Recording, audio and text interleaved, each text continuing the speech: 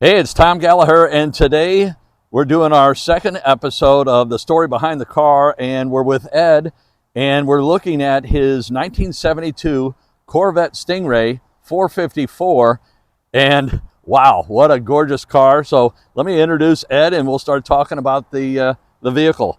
Ed, thank you so much for bringing your car out and letting us shoot it. My pleasure. And how long have you owned the car? About 2.5 years. Yes. And what drew you to the car, other than the color? But were you looking for a Stingray? Yes, I was. I was looking for a Corvette. When I was young, my dad had two of them, a 67 and a 69. And I've always loved the C3 body style. Yes.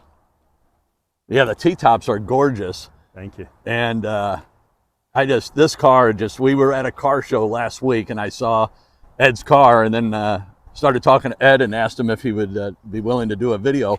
And Ed and I were just talking. Can you tell us about the windshield wiper, the way that it's hidden? The door? Yes. Yeah, it's vacuum operated, this pops up when you turn the windshield wipers on, and then the wipers actually start to move. Then when you turn it off, the wipers go down and you're hidden underneath here, and this lowers. It's all vacuum operated. Wow. I had a 53 Ford, and it had vacuum operated wiper blades. Yeah. And, you know, that was great, except when if you're going down a hill and you took your foot off the gas. Yeah. You know, things slowed down that you didn't want to slow down. Yeah. Wow. The wipers themselves are electric, but the door that opens is vacuum operated. Yes. Just an amazing car. And what condition was it in when you got it, Ed? Pretty much this condition. It didn't have the wheels and tires on. It had the factory Riley wheels on it. Yes. Other than that, you're pretty much looking at it. I'm kind of its keeper now. Yeah. And it was four-wheel disc they came four-wheel disc in 72, didn't they? Yes. Yeah. Yes. I'm trying to think. In 63, I think it was an option. Could have been, yeah. And then they started... I think the C3s from 68 on had four-wheel discs. I'm not positive. Don't quote me. About 68. And I don't know a lot about the 72, so I'm going to prove my ignorance. You have T-top. Does the back window go down? No, it comes out. It's removable. Oh, it comes. Oh, is it really? Yeah. It actually removes. And there's a tray underneath the package area there that you can put it in and click it up, and it stores it. Oh, wow. Yeah. I did not know that. Mm-hmm. And do you mind raising the hood and opening the doors? No problem. And you were telling me on 72 there was a keyhole that looked like it was for the trunk. Yeah. You don't have a trunk. No. But tell me more about that, how you were talking about the security, the safety. The keyhole in the back I don't know if it was an option 68, but like 69, 70, all the way to 72, the keyhole in the back, it looks like a trunk key, is actually to arm and disarm the burglar alarm. These 72, it was factory installed.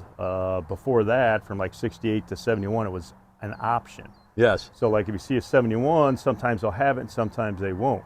If you see a 72, it is supposed to have it back there because it came from the factory that way. Wow. And I want to come around and show some. Oh, I guess that's your vacuum for your headlights? Yes. Yes. These are, yeah. Uh-huh. There's all kinds of vacuum lines in this thing. Yeah, I won't make any vacuum jokes. Yeah, believe me. And one of the things that I asked Ed about when he pulled up is he got the chuck out. And I asked, you know, there's a story behind the car and there's a story behind why you have chucks. And can you go into that a little bit? In 72, because these things were being stolen all through the 60s and early 70s, in 72, the engineers for General Motors decided to put some security features in here, or anti-theft features. The burglar alarm was one of them. It came to factory. And then the other one is this car in 72 for a stick shift. Obviously automatics are different. Stick shift, it has to be in reverse to get the key out of the ignition. So you have to really put the emergency brake on. But if I put the emergency brake on, it'll lift up my cushion, my armrest cushion. Yes. So I put the wheel chuck because if you parked uphill, it's in reverse, it could roll backwards. I knew there would be a story, and I didn't expect that story. Yeah. That's pretty wild. And can I go around to the passenger side with the door open? Yeah, absolutely. You know, that's what when I envisioned this YouTube channel, I've thought about it for a couple of years, just never acted on it. But what got me thinking about it is there's a story behind every car. Yeah. And I just love hearing the stories. I hope other people do as well. And so this is the lock, unlock, the handle, and then good old-fashioned roll up the windows. Roll up the windows. And roll them down. That's about the only option this car doesn't have is electric locks and windows. It has everything else. And it's a 4-speed. Yes. Was 5-speed an option, do you know? No. 4 was it. Yeah. As many gears as you got back in the 70s. Yeah, that's what's so interesting. And now they have so many gears. It's amazing. Yeah. It's a Muncie M21 transmission. It's a close ratio, or a wide ratio, not a close ratio. The M22, everybody refers to as the rock crusher, was the close ratio. But this is a M21, the wide ratio one. Why do they call it the rock crusher? I've heard that before. I never knew. Because when you're driving the thing, the gears inside there sound like they're grinding up rocks. It makes so much noise. It sounds like something like a rock crusher would sound. That's how they got their really a heavy duty transmission. And I want to go around to the other side and shoot. I'm restoring Resto Mod, a 61 Chevy C10 pickup truck. It's an Apache, and I have a 69 C10 rear end in it, and we just were putting the gear oil in last weekend.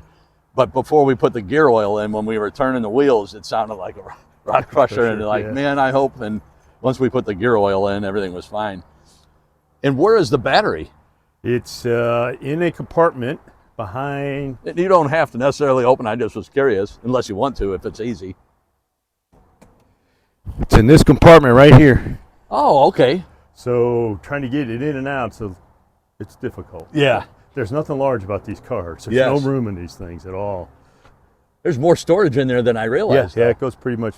Yeah, it goes pretty much probably back to about right here. Yes. Uh-huh. I had a Datsun 71 Datsun 240Z, and it had the battery was up under the hood, but right where your battery is, there was two boxes on each side to put tools in. And yeah, the farthest one has the jack stand. It has a little removable tray. Yes. It's the deepest. The middle one is just pretty much like papers. It's shallow because that's pretty much over the rear end. Okay. So it can't go too deep because the rear end's there. Yes. And I love the post on the mirror. I've always been enamored by that, just because it's so tall to get over your. Yeah, to get over the side humps. Yes. Yeah, later, I forgot what year it is. They're actually taller, like in the 75, 6 range.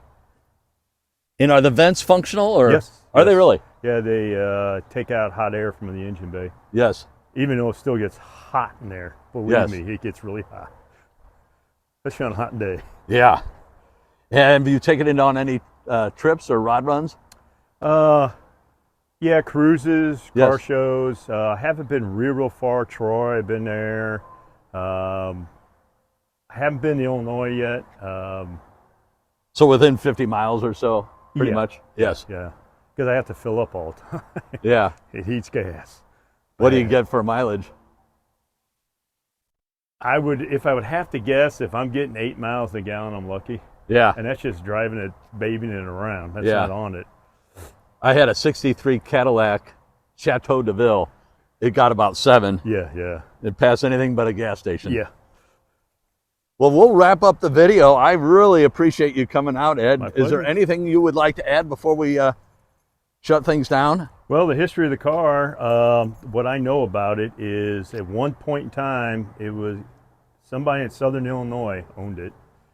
I bought it from Mershon's World of Cars. Yes. They do basically Corvettes, but they have other cars too. I bought it from them, and they said they got it out of a collection in Chicago, Illinois. So I don't know if that was the last owners. It's been totally redone. Yes. Do not know how long ago. Not at all. I think they were going to probably put it whoever redid it was probably going to put it in some sort of major shows, because it's got every inspection mark on this thing underneath, and you name it. It's ready to be judged type of thing. Yes. And then all I can figure is they got hit in the rear. Yeah, and then they decided that was it. They fixed it, and they decided, I guess, not to do it anymore. I don't know. I don't know if it was ever shown or not in any major events. I see you have the 3-point seat belt. Yeah. And I never noticed this before. Is that part of the lock mechanism that locks the seat back? You have to push the button? Yeah. Yeah. Mm-hmm. Yeah, the button is the top chrome one up there. Yeah, you got to push that and it unlocks it. And is this part of the seat belt? That's where the shoulder belt passes through. Yes. The only problem is they're not real long shoulder belts. Yes. Yeah, there's the seat belt, and what it does is it actually attaches to here, and that attaches in there, so it comes across and attaches. And attaches right to that. Yeah, exactly. Nub, But if you put the seat belt through there, it's hard. You can pull it, and it keeps it there, but then you can't push the seat all the way forward because the seat belt isn't long enough. Yes. It's like if you're any kind of got any kind of girth to you, you ain't getting that around you. And again, engineers got involved, and they checked the box. We have 3-point seat belts for the government regs. Stuff. Yeah, because like the other General Motors cars of those years, like 70, 71, the shoulder belt was up here on clips. Yes. On the visor, but they couldn't do it because it's got a removable T-top, so you can't put it on the visor. Yeah, and no one used them when they were up there. And the only place they can bolt it to that would actually go to the frames, the kick-ups, is back there on the wheel humps. Yeah. Wow. Yeah. Well, thank you so very much, Ed. My pleasure. I greatly appreciate it, and a beautiful day and a beautiful car. Thank you. Thank you so much. Thank you.